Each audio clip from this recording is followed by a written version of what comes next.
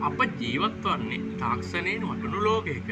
අපේ හැම තත්පරයක්ම දත්ත සහ ඇල්ගොරිදම් මත තීරණය වෙනවා. මෙම තාක්ෂණික දියුණුව මැද අපේ මනසේ සිහිය පවත්වා ගන්න කෘත්‍රිම බුද්ධියට උදව් කරන්න පුළුවන්ද? නැත්නම් AI කියන්නේ අපේ ආධ්‍යාත්මිකත්වයට තියෙන බාධාවත්ද?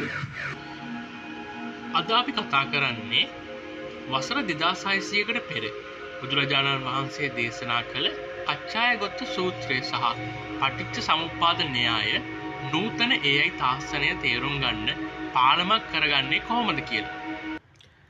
මම දෙමිදු. මම බුදුදහම සහ සංවේදනය ගැන පරික්ෂණ කරනවා. මේ එහි තවත් දිගහැරුමක්. බුදුදහමේ එන කච්චායගොත්ත සූත්‍රයේදී ලෝකය දකින්නේ අන්ත දෙකකින් තොරවයි. එකක් ශාස්ත්‍රත දෘෂ්ටිය. සියල්ල සදාකාලිකයි. අනෙක උච්ඡේද දෘෂ්ටිය.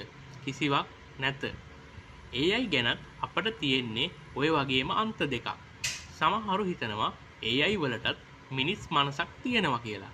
තවත් සමහරු හිතනවා තාක්ෂණයෙන් කිසිම ආධ්‍යාත්මික සහනයක් ලබන්න බැහැ කියලා. පටිච්ච සමුප්පාදය අපිට කියලා දෙන්නේ මේ අන්ත දෙකම අතහැරලා හේතුඵල ධම දකින්නයි. මෙය ඇති කල්ලි මෙය වෙයි. ඒ කියන්නේ AI කියන්නේ ස්වාධීන දෙයක් නෙවෙයි. එය සිහිය ඇති වෙන්න බලපහන එක් ප්‍රත්‍යක් විතරයි. හැබැයි මෙතන ලොකු අනුතුරක් තියෙනවා. අපි තාක්ෂණය මතම යැපෙන්න ගියොත් ඒක උපාදානයක් බවට පත් වෙන්න පුළුවන්.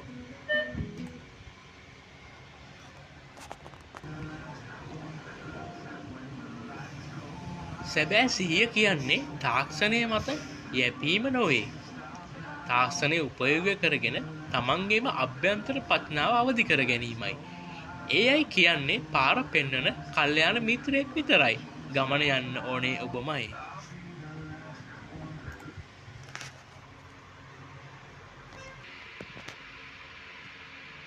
අපි පරීක්ෂණාත්මකව බැලුවොත් AI මෙවල මගින් අපේ ශරීරයේ ජෛව දත්ත බයෝමැට්‍රික්ස් මනිනවා. ඔබ ආතතියෙන් ඉන්න වෙලාවක AI ඇප් එකක් ඔබට හුස්ම ගන්න කියලා මතක් කරනවා නම් පටිච්ච සමුප්පාදයට අනුව ඒ මතක් කිරීම බාහිර ප්‍රත්‍යක්. මේ බාහිර ප්‍රත්‍ය නිසා ඔබේ අවධානය නැවත වර්තමාන මොහොතට යොමු වෙනවා. මෙන්න මේ හේතුඵල සම්බන්ධය හරහායි තාක්ෂණය අපේ සිහියට උපකාර කරන්නේ.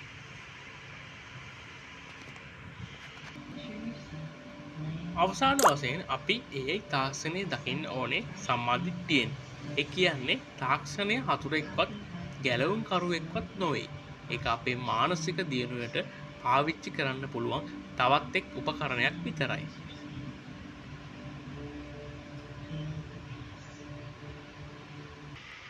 මේ පිළිබඳ වැඩිදුර තොරතුරු මාගේ නිබන්ධනයේ දැක්වෙනවා. ස්තුතියි මා සමග සම්බන්ධ වුණාට. අපි දිගටම මේ ගමන යමු.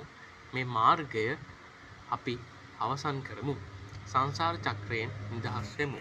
තෙරුවන් සරණයි. නමෝ බුද්ධාය.